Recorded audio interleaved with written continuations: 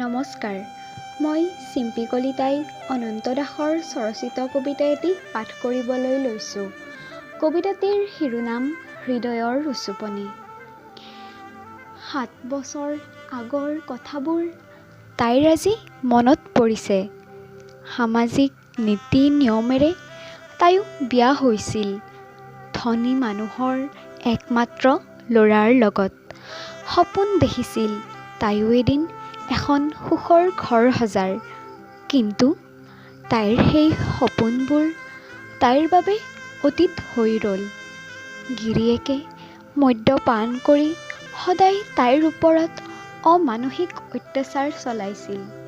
সেই অত্যাচাৰত এদিন তাই হেৰুৱাই পেলালে তাইৰ গৰ্ভত থিতাপি লোৱা প্ৰথম 5 মহীয়া সন্তানটি।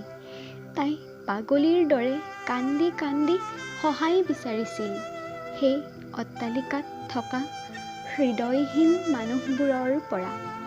কিন্তু তাইক সহায় কৰাৰ পৰিৱৰ্তে পেলাই থৈ আহিছিল ভোকাতুৰ কুকুৰবোৰে পেলনীয়া বস্তুবোৰ খাই থকা ডাষ্টবিনটোৰ কাষত। ৰাস্তাৰে পাৰ হৈ যোৱা প্ৰতিজন মানুহে তাইলৈ জুমি চাইছিল, ভাবিছিল তাইক পাগলী বুলি।